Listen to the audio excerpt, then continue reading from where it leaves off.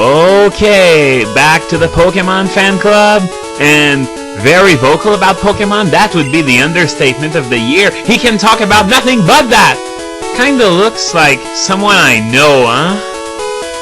Okay, so I guess I'm gonna have to go all the way around, and there's another poster over there. Well, that doesn't surprise me. That guy would be the kind of guy to have motivational posters plastered on every last square inch of his walls.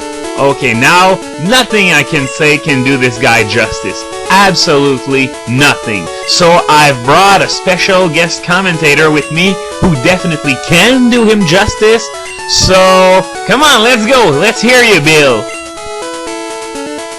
Pokemon was the pokey of the man in the thing with the guy comes out of the thing and he makes the fall off the side.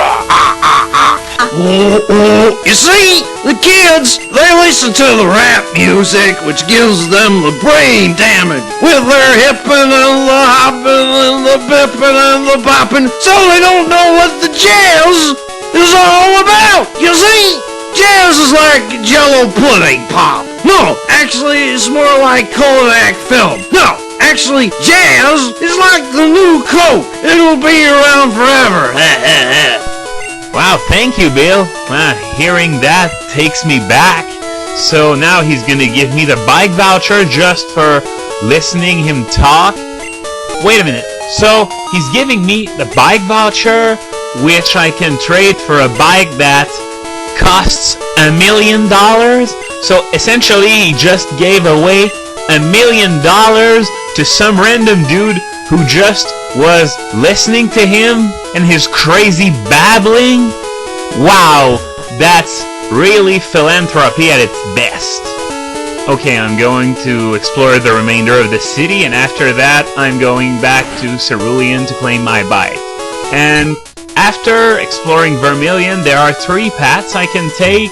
I can go straight to the SSN, I can take Diglett's Cave, and I can go to Route 11.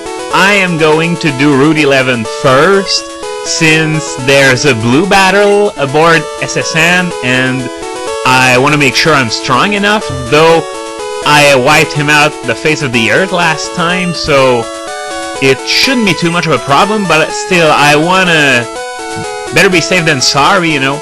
So after that I'm going to do the SSN, and I'm going to go get cut, because going through Diglett's Cave without cut, well, yeah, it's not really worth it, since, well, there are so many bushes to cut in the area, and I can get quite a few items that way.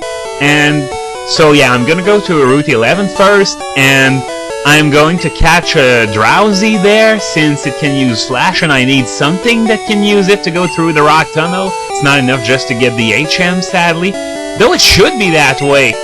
Or better yet, there's something I suggested in a write-up I made a long time ago. It was basically, you'd be allowed to carry 8 Pokemon instead of 6. The 6 you can use for battle, and 2 as HM slaves. Now, you can't put your HM slaves into the party unless you go to a PC. Just like you can't put a boxed Pokemon in your party in the middle of Mount Coronet. So, yeah, that's pretty much the system I'd use.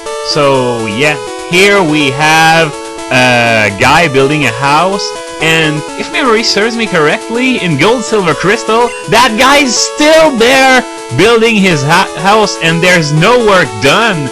And the Machop, I think it evolved into a Machoke, but seriously, where does he think he is? Quebec?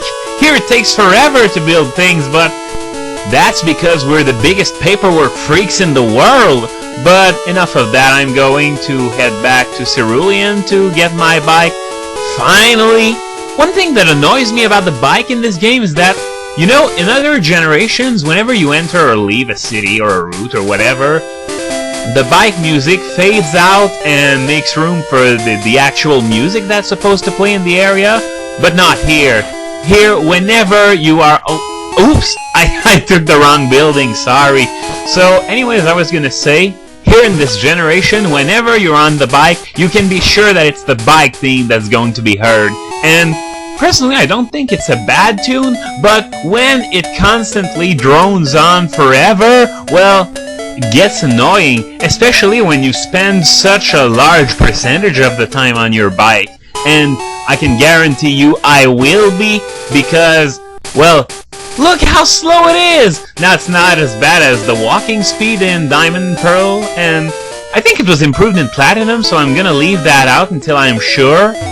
But anyway, that tune droning on is really the only reason why I wouldn't use the bike. It's a reason, but in my opinion, it's not quite good enough. Okay, let's see that bike salesman, or should I say bike conman?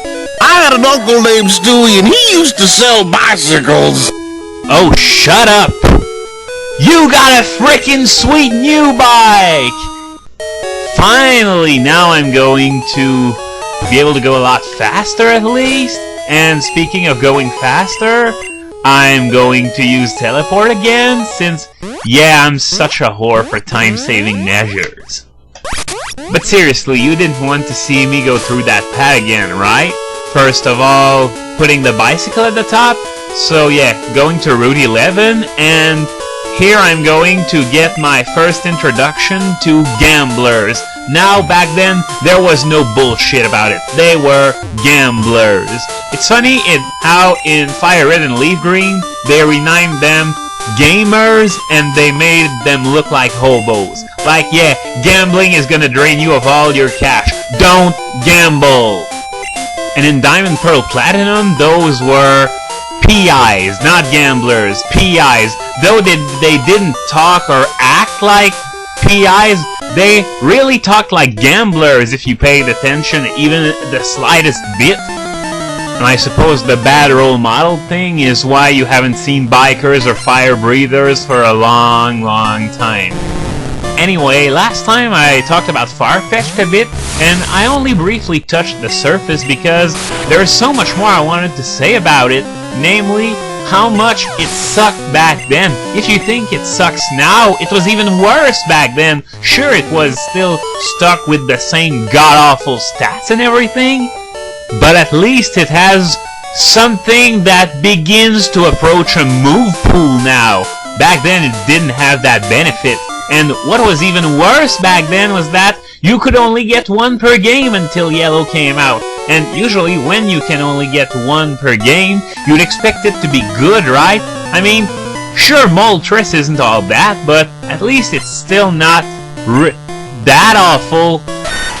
Now, don't get me wrong, it's completely underwhelming as a legendary, but at least it's not as crappy as Farfetch'd. I mean, you get only one per game, so you'd expect it to be good, but instead, make way for a guy whose best base stat is 65? 65, and it doesn't even evolve? What were they thinking? And the move pool wasn't much better. Sand attack was standard on the thing.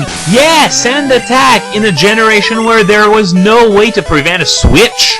And even worse was Toxic being standard. Now Toxic's a great stalling move nowadays, but back then it was garbage. Not only was stalling not viable back then, it was always offense, offense, offense, but one thing about a Pokemon hit with Toxic is that when it switches out and then switches back in, it's not badly poisoned anymore, it's just poison, period.